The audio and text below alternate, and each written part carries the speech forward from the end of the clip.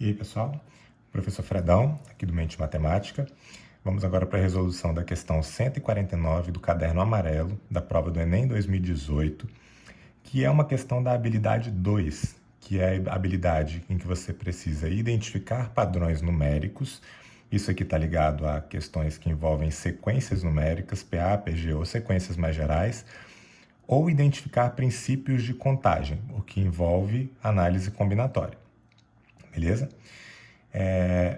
Bom, na questão 149, começando pelo comando, para se definir o campeão do torneio, o número de partidas necessárias. Então, notem aqui que o nosso foco é no número de partidas necessárias para a definição do campeão desse torneio.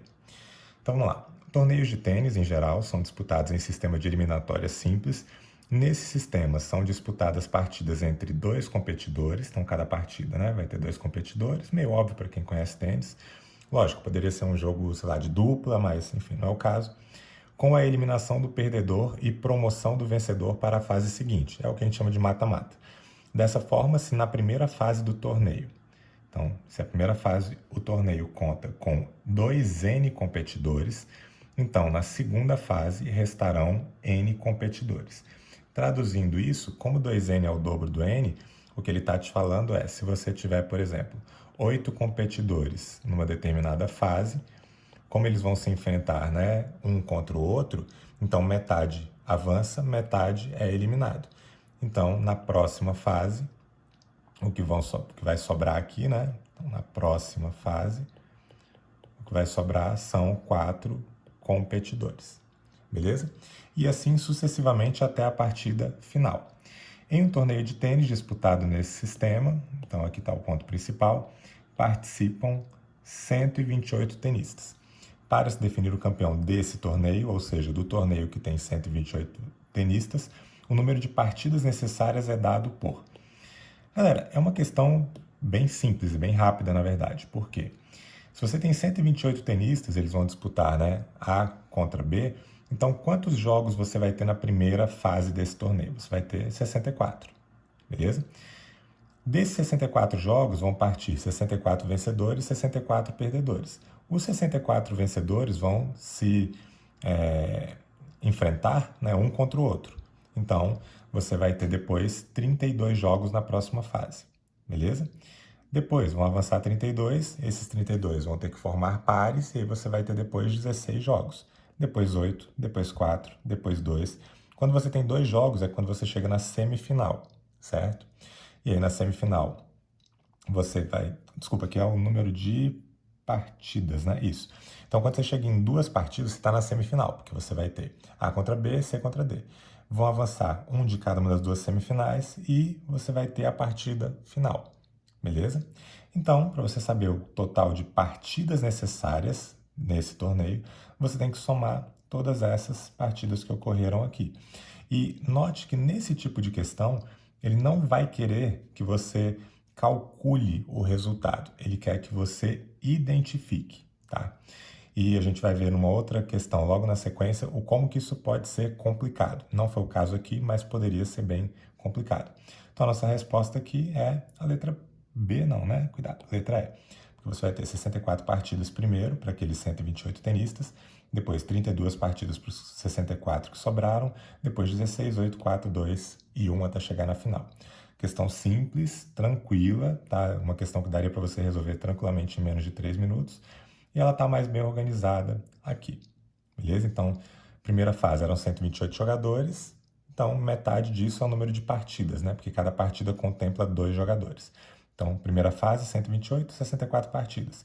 Avançam 64 para a segunda fase, fazendo 32 partidas. Avançam 32 jogadores para a terceira fase, fazendo 16 partidas, e assim sucessivamente, até que você tenha um total, vou até pintar de verde aqui para ficar na mesma cor que está ali, total de 64 mais 32 mais 16 mais 8 mais 4 mais 2 mais 1 partidas. Alternativa correta, letra E. Beleza? Bem tranquilo. Próxima questão, também na habilidade 2, é a questão 161 do caderno amarelo.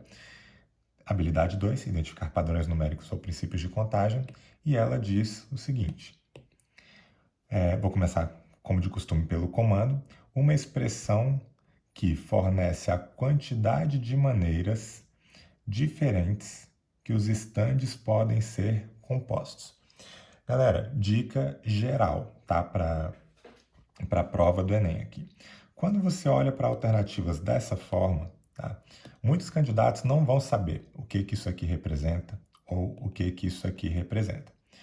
E se muitos candidatos não vão saber fazer, por mais não vão saber o que isso representa, por mais que eles saibam resolver a questão, que é o que eu vou mostrar aqui para vocês, alguns não vão conseguir identificar isso daqui. E, de novo, na habilidade 2, ele não quer que você calcule, ele quer que você identifique padrões numéricos ou princípios de contagem. Então, aqui não basta você saber resolver. Você também tem que saber do que se tratam cada um desses símbolos e identificar um problema como sendo uma combinação, que é esse C62, ou um arranjo. Tá? A gente tem como fugir disso, mas já já a gente vai ver. Então, vamos lá. O Salão do Automóvel de São Paulo é um evento no qual vários fabricantes expõem seus modelos mais recentes de veículos, mostrando principalmente suas inovações em design e tecnologia. Uma montadora pretende participar desse evento com 2 stands, um na entrada e outro na região central do salão, expondo em cada um deles um carro compacto e uma caminhonete. Então, olha só, em cada um deles você vai ter um carro compacto e uma caminhonete. Para compor os estandes, foram disponibilizados pela montadora, vou até colocar de outra cor aqui, 4 carros compactos de modelos distintos e 6 caminhonetes de diferentes cores para serem escolhidos aqueles que serão expostos. A posição dos carros dentro de cada stand é irrelevante, então eu vou marcar isso aqui. Posição dos carros dentro de cada stand é irrelevante, ok? Então vamos resolver, tá? De uma maneira relativamente rápida aqui. Você vai ter a entrada, que é um stand, né, nessa entrada. E você vai ter um stand na região central. Na entrada, você vai querer colocar uma caminhonete e um compacto, beleza? E depois no stand central, você também vai querer colocar uma caminhonete e um compacto, beleza? A caminhonete, a gente pode escolher de 6 formas diferentes, né? Porque tanto faz, você vai começar colocando os carros aqui no stand da entrada e depois no stand central, ou primeiro no stand central, depois na entrada. Não tem uma ordem de preferência ou uma restrição que te obrigue a começar por um desses dois. Então, eu vou começar pela entrada. Então, de quantas maneiras eu posso escolher a caminhonete da entrada? 6 possibilidades, porque são 6 caminhonetes diferentes. De quantas maneiras eu posso escolher esse carro compacto? 4 possibilidades, beleza? Então, para o stand da entrada, você pode escolher esses carros pelo princípio multiplicativo, né? Se são 6 caminhonetes e para cada uma dessas 6 você tem 4 possibilidades de carro compacto, você tem aqui 24 possibilidades, beleza? Que é o 6 vezes o 4. Depois, quando você for para o stand central, você não vai poder repetir o mesmo carro, né? Porque foram disponibilizados 4 carros compactos, você já escolheu um deles para colocar aqui, assim como já escolheu uma caminhonete para colocar aqui. E um detalhe que eu não comentei, ele fala que a posição dos carros dentro de cada stand é irrelevante. Então aqui eu não preciso multiplicar por 2, tipo pensando, quem que vai ficar na esquerda e quem que vai ficar na direita? É caminhonete compacto ou é compacto e caminhonete? Isso aqui não faz sentido porque a ordem deles ali dentro pouco importa, beleza? No stand central, como você já escolheu uma caminhonete para cá, vão sobrar 5 possibilidades para o stand central, para a caminhonete, assim como vão sobrar 3 possibilidades para o carro compacto. Ou seja, você vai ter aqui 5 vezes 3, pelo princípio multiplicativo, o que dá 15 possibilidades, ok?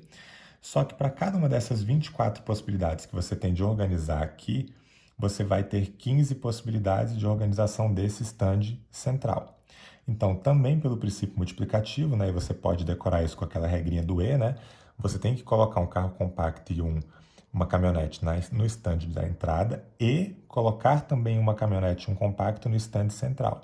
Então, esse E ele é multiplicativo, né, na análise combinatória. Então, você vai fazer 24 vezes 15. Uma dica aqui de cálculo, né, para quando você quer multiplicar por 15, uma das formas, né,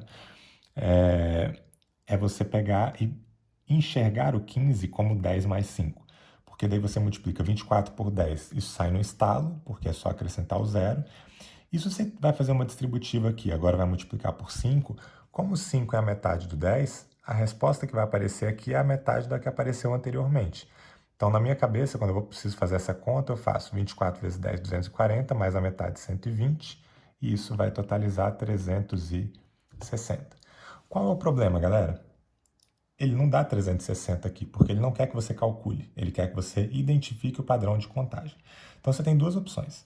Ou você tenta fazer a questão desde o início, tentando identificar os padrões que existem aqui, ou você acha a resposta pelo princípio multiplicativo, da forma como a gente fez aqui, e vai testando alternativa por alternativa. Então, quando a gente fala em arranjo de N elementos tomados K a K, ou arranjo de N elementos tomados K a K, que ele pode colocar nesses dois formatos, eu costumo utilizar mais esse, mas esse formato também é comum, tá? Que foi o formato que ele escolheu aqui. Então, isso daqui é sempre igual a n fatorial sobre n menos k fatorial. É a fórmula para um problema de arranjo. Assim como combinação nk ou combinação nk é n fatorial sobre k fatorial, n menos k fatorial. Então, vamos calcular cada uma dessas opções. Notem o trabalho que isso vai dar, né? Então, arranjo 10 quatro seria 10 fatorial sobre 10 menos 4 fatorial. Isso é 10 fatorial sobre 6 fatorial, só que 10 fatorial é 10 vezes 9 vezes 8 vezes 7 vezes 6 fatorial, dividido por 6 fatorial, que vai cancelar aqui. Como eu sei que a resposta é 360, esse número com certeza é muito maior do que 360, porque veja bem, você vai ter que multiplicar o 10 por 9 por 8 por 7. Esse produto é muito maior do que 36. Porque 36 seria 6 vezes 6. Está multiplicando 7 por 8 por 9. Então, com certeza, isso vai dar muito mais do que 36. Então, isso vai ser muito maior do que aquele 360. Na letra B, combinação 10 quatro é 10 fatorial sobre 4 fatorial, 6 fatorial. Então, isso aqui é 10 vezes 9 vezes 8 vezes 7 vezes 6 fatorial sobre 4 vezes 3 vezes 2 vezes 1 vezes 6 fatorial. Note que eu deixei o maior dos fatoriais aqui embaixo para cancelar com a expansão que eu fiz ali em cima para o 10 fatorial. Cortei, cortei. 4 com 2 fica 8, 3 cancelo com 9 fica 3, 3 vezes 7, 21, 21 vezes 10, 210. Também não é, porque é 360. Então, você teria que ir fazendo isso, você observaria que a resposta correta é a letra C. Agora, por que esse problema é um problema de uma combinação 4,2 por uma combinação 6,2 multiplicado por 2 multiplicado por 2? Então, já deixei aqui. Eu acho que eu só escrevi errado aqui, não é o stand da saída, é o stand central. Vou só corrigir aqui. Eu já inferi quando eu li saída, que seria quando eu li entrada, que o outro seria saída, mas não tem nada a ver. Então, como é que a gente pode pensar aqui, tá? Eu vou começar a minha primeira decisão para que eu faça já identificando o princípio de contagem, tá? Quando ele coloca 4 partes aqui, né, 4 multiplicações, é porque você vai ter que tomar 4 decisões. Então, eu pensei, primeira decisão, eu vou escolher quais vão ser os 2 carros compactos que eu vou utilizar. Porque como eu disponho de 4 compactos e eu tenho que escolher 2, e eu ainda não estou posicionando eles aqui nos stands, eu só estou escolhendo 2 dentre os 4 carros, esse é um problema de combinação. Então, nesse caso, para escolher os 2 carros compactos, que seriam esses 2 aqui, eu teria uma combinação de 4 elementos tomados 2 a 2. Beleza? Porque, lembrando que lá em combinação, AB, né, escolher primeiro A, depois B, é a mesma coisa que escolher primeiro B, depois A. Só que, de novo, eu ainda não estou escolhendo em qual stand eles vão ficar, eu só estou escolhendo quais vão ser os 2 compactos. A mesma coisa para as 2 caminhonetes. Eu vou escolher 2 dentre 6 caminhonetes, combinação 6-2. Depois, eu vou escolher onde que eu vou colocar cada compacto. Como eu escolhi 2, se eu pensar o primeiro, eu tenho 2 opções, que ele pode ir para o stand da entrada ou para o stand central. Então, eu vou ter 2 possibilidades. E o segundo carro, uma possibilidade só, porque ele vai ter que ir para o stand que sobrou. Então, se eu escolher esses 2, eu posso ter essa configuração ou a troca deles. Então, 2 possibilidades. A mesma coisa para a caminhonete. Eu tenho essa configuração, escolhidas já quais são as caminhonetes que eu vou utilizar, ou poderia ter uma troca das 2 caminhonetes. Beleza? Então, também teria 2 possibilidades. E assim, como eu vou ter que tomar essas 4 decisões, pelo princípio multiplicativo, ficaria combinação 4,2 vezes combinação 6,2 vezes 2 vezes 2. Então, alternativa correta, letra C. Essa questão, se eu não me engano, estava ali entre as 7 mais difíceis da prova do Enem 2018.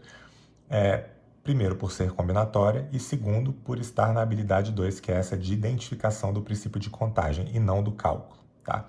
Então, esse tipo de questão, minha recomendação para vocês, é uma questão que ela só vai valer a pena se você já tiver acertado 30 e poucos itens. Então, viu essa questão aqui dessa forma, né, com esses símbolos e tal, pula e volta para ela no final. Não interessa se você gosta ou não de combinatória. Se você perder muito tempo fazendo essa e errar uma questão de porcentagem, isso vai te prejudicar muito mais do que você pular essa e resolver as questões mais para o final que envolvam porcentagem, matemática básica, enfim, matérias que historicamente costumam ser tranquilas. Ok? Então é isso para a habilidade 2, espero que vocês tenham gostado, que o vídeo tenha sido útil para vocês. Se você gostou, deixa aqui teu like, teu comentário e a gente se encontra no próximo vídeo para resolver 2 questões da habilidade 3 da prova do Enem 2018. Um abraço e bons estudos!